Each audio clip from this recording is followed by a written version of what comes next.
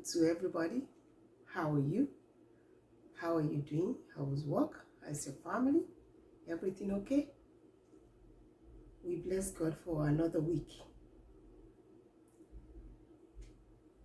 I welcome you to T5MC, the 5 minutes challenge.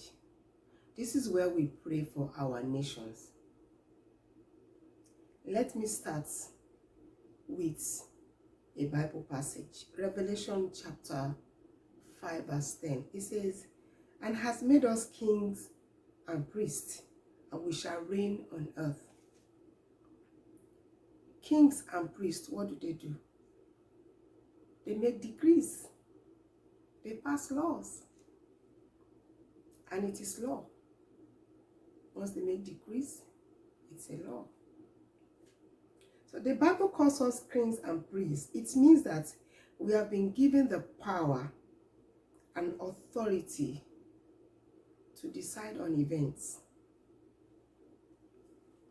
Basically, most things that go on in our physical world that we can see have all been decided in the spiritual realm. And that is that place that you go to when you go to bed. You know, those journeys you go through, you call dreams. And when you wake up, you can't touch it. It's not palpable, you know. You can't say, when you are awake now, you can't say, okay, I'm going to go visit where I went to in my dreams. I mean, of course, you can dream that you went to a particular store if you're able to identify it and say, I'm going to go to that store. That's not what we're talking about. Once you wake up, you're awake from that realm. So, but we have been given authority even to decide on what happens in that realm. So, how do you influence that spiritual realm? You do that by your prayers. That is what prayer does.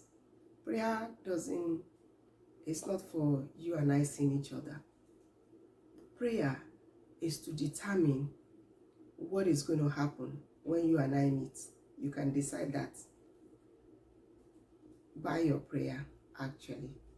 So we control what we can see from that area that we cannot see with our naked eyes. No matter how thick your glasses is, you cannot see it. You can only see it through your prayers. So let me talk to some of us that are preparing for elections in our nations. Don't view events with a carnal mind. Don't say or decide based on what this candidate is saying or that candidate is saying, this promise, that policy, because things are not exactly as, what it seems. There are some events in the future that you cannot see now. Some events that are going to determine whatever you think they are saying now.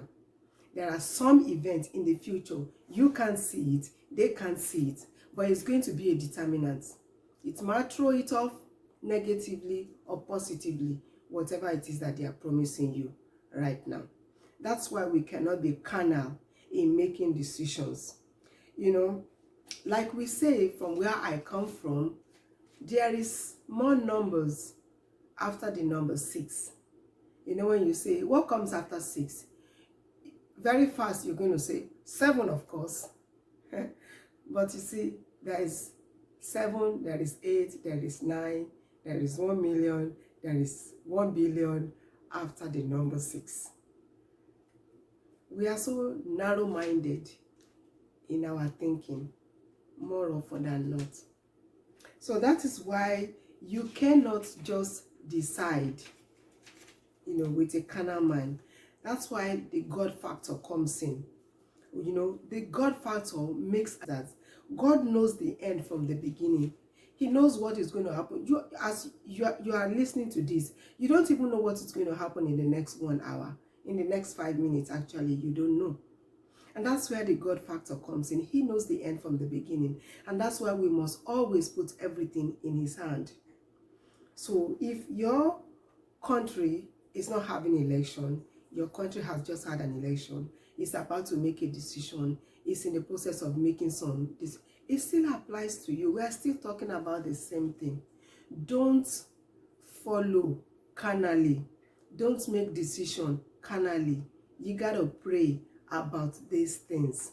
So that's why we need, to help them. And the beautiful thing about prayer is that, you see, if you are praying that this president has to leave the position and it's just because of selfish reason, that prayer is not going to get answered. That's why we can rely on God. Because if he doesn't have, anything to do with his will, and it's not going to benefit the nation, God is not going to answer your prayer. He's not going to answer any selfish prayer. So don't say, oh, because she said we should pray, okay, I better pray that it's my brother that is going to come in as the next president. It doesn't work that way. It doesn't at all.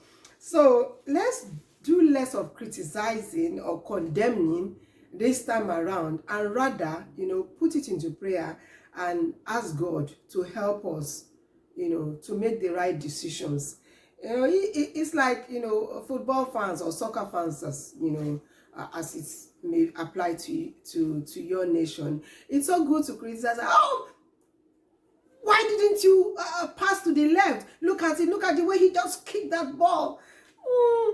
It's easier said than done. If they put some of us on the field for the 90 minutes that we are praying, we probably will not touch the ball. So it's not as easy as we think. So let's keep praying about this. Let's put our leaders into prayer. My job is to remind us. It's not a tell them thing, including myself. I'm reminding all of us, to pray.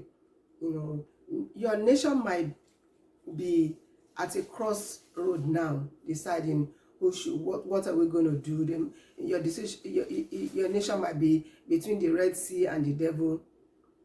It's when God comes in, you will be surprised at what he's going to do, what he can do. He can do a new thing. God can do a new thing. God can do a new thing. Trust him. Isaiah 43:19 said, behold, I will do a new thing. Now it shall spring forth. Shall ye not know it? I will even make a way in the wilderness and rivers in the desert. Our God can do even more than that.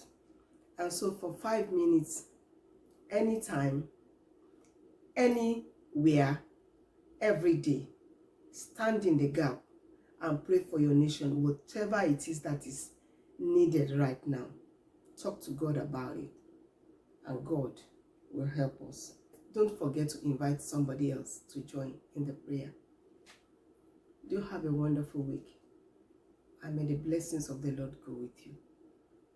See you another time soon. Bye.